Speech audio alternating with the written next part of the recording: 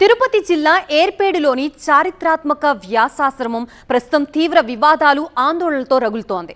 100 ఏళ్ల ఘన చరిత్ర కలిగిన ఈ ఆధ్యాత్మిక కేంద్రంపై పట్టు కోసం, ఆస్తుల పరిరక్షణ కోసం స్వామీజీలు, పూర్వ విద్యార్థులు ఒకవైపు నిలవగా, మరోవైపు యాజమాన్యం, ఏపీ సాధు పరిషత్ మధ్య మాటల యుద్ధం నడుస్తోంది.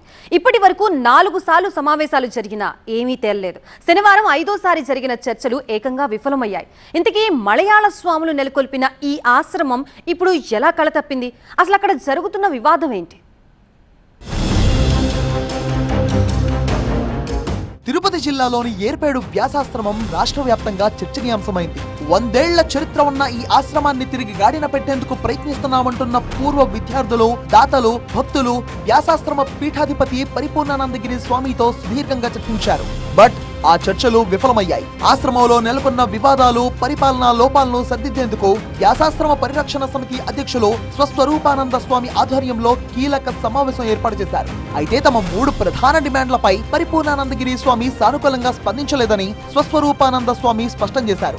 ఆశ్రమాన్ని గాడిలో పెట్టి పూర్వ వైభవం తీసుకువచ్చేందుకు ఆశ్రమ అధికారిగా కొనసాగుతున్న అమర్నాథ్ రెడ్డిని తక్షణమే తొలగించాలని కోరామని, ఆశ్రమ నిబంధనలకు విరుద్ధంగా పరిపూర్ణానంద సోదరుడి పెత్తనం ఏమాత్రం ఉండకూడదని స్పష్టం చేసినట్టు చెప్పారు. ప్రస్తుతం ఆశ్రమంలో ఆధ్యాత్మిక కార్యక్రమాలు కరువయ్యాయని, కేవలం అమ్మాయిల యాక్టివిటీస్ మినహా మరేమీ జరగడం లేదని ఆరోపించారు. కేవలం 3 వ్యక్తుల చేతుల్లోనే ఆశ్రమ పాలన సాగుతోందని మండిపడ్డారు. ఆశ్రమానికి పూర్వ వైభవం తీసుకువచ్చేలా వెంటనే 21 మందితో ఒక కమిటీని ఏర్పాటు చేయాలని తాము కోరినప్పటికీ పీఠాధిపతి నుంచి సానుకూల స్పందన రాకపోవడంతో చర్చలు అర్ధాంతరంగా ముగిసినట్టు వ్యాసాశ్రమ పరిరక్షణ సమితి చెప్పుకొచ్చింది. ఎప్పుడైతే ఎండోమెంట్ పర్మిషన్ లేకుండా కోట్ల కొద్ది ఆస్తులు అమ్మేస్తారో అప్పుడు పీఠాధిపతిని సస్పెండ్ చేసేటువంటి అధికారం కూడా ఉంటుంది అనేది మేము విన్నామండి. అంతకంటే మేము ధర్మాలు చెప్పలేము, నీతులు చెప్పలేము.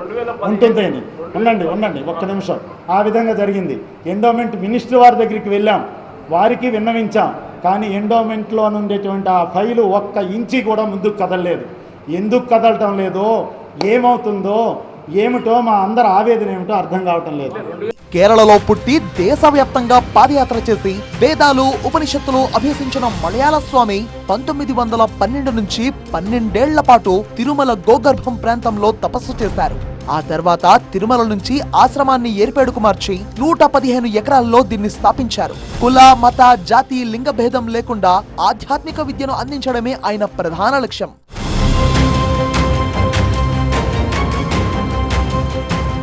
అయితే మలయాళ స్వామి కాలం చేసిన తర్వాత ఆశ్రమంలో తిష్టవేసిన కొందరి అవినీతితో పాలన గాడి తప్పిందనేది ప్రధాన ఆరోపణ.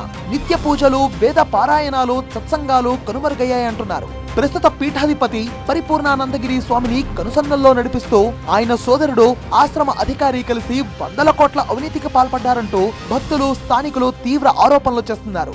ఆశ్రమ భూములు, ఆస్తులు అన్యక్రాంతం అవుతున్నాయంటున్న ఆశ్రమ పరంపర స్వామీజీలు ఒకేసారి వ్యాసాశ్రమానికి వచ్చారు. ఈ సమావేశం కోసం ఆశ్రమంలో చదువుకున్న పూర్వ విద్యార్థులు, భక్తులు, దాతలను ఏకం చేసిన స్వామీజీలు ఆశ్రమ పరిరక్షణకు నడుం బిగించారు. ఆశ్రమానికి ఉద్యమానికి వచ్చారండి 2012లో. అప్పుడు కూడా కూర్చోబెట్టినప్పుడు గట్టిగా చెప్పినప్పుడు పరిశీలిస్తాము, చూస్తాము, కబురు చేస్తామన్నారు. 2012 ఎకరా, 2026 ఎకరా. అంటే వారు ఎప్పుడు వచ్చినా కూడా ఈ విధంగా వారు చేస్తున్నారు. కావున 2 తెలుగు రాష్ట్రాల నుంచి ఇచ్చేసిన మఠపీఠ ఆశ్రమాపతి అందరం కూడా మేము ఒక నిర్ణయాన్ని వ్యక్తం చేద్దాం అనుకుంటున్నాం. శతాబ్ది ఉత్సవాల్లోపు మేము ఒక నిర్ణయం తీసుకుని ఖచ్చితంగా ఒక చైతన్యవంతంగా, ఒక ఉద్యమ స్ఫూర్తితో ఎవరి మీదైతే అభాండాలు ఉన్నాయో వానికి శాశ్వతంగా తొలగించే వరకు ఈ యొక్క ఆశ్రమం నుంచి మేము కదలమని చెప్పేసి మా కార్యాచరణని మీకు తెలియపరుస్తున్నాం. ఏర్పేడులో వ్యాసాశ్రమం ఏర్పడి ఇప్పటికి 100 ఏళ్లు. శతాబ్ది ఉత్సవాలను అత్యంత ఘనంగా జరుపుకోవాల్సిన వేళ, మలయాళ స్వామి ఆరాధనోత్సవాన్ని వైభవంగా చేసుకోవాల్సిన వేళ నిరసన దీక్షకు పిలుపునిచ్చారు పరంపర స్వామీజీలు.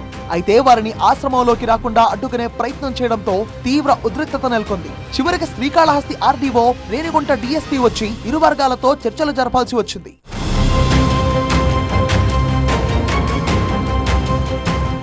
ఈ చర్చల్లో స్వరూపానందగిరి, సంపూర్ణానందగిరి, పరమాత్మానందగిరి, శంకరానందగిరి స్వాములతో పాటు ఆశ్రమ పూర్వ విద్యార్థుల సంఘం ప్రతినిధులు పాల్గొన్నారు. వీరందరూ కొన్ని ప్రధాన డిమాండ్లు చేస్తున్నారు. మీరు ధర్మమైన పని చేయండి, కానీ డబ్బులు దీన్ని మాత్రం చేయకండి. ఎవరిచ్చాడు మీకు డబ్బులు?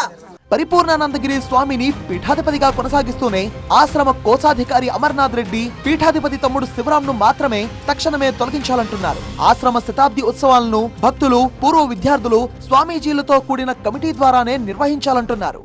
మరోవైపు వ్యాసాశ్రమం పరిరక్షణ సమితి వాదనను ఏపీ సాధు పరిషత్ తీవ్రంగా తప్పుపడుతోంది.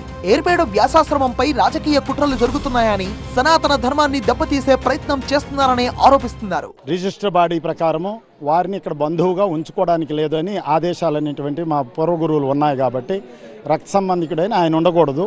పరిపూర్ణానంద స్వామి వారు పీఠాధిపతిగా ఉండి 21 మందితో కమిటీ వేసుకొని ముందుకు సాగాలి, ఆశ్రమాన్ని బాగుపరచాలని మా డిమాండ్లండి. 3 డిమాండ్.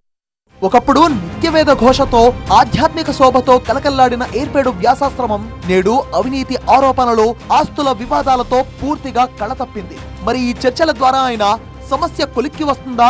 మలయాళ స్వామి ఆశయాలు మళ్లీ నిలబడతాయా లేదా అన్నది వేచి చూడాలి.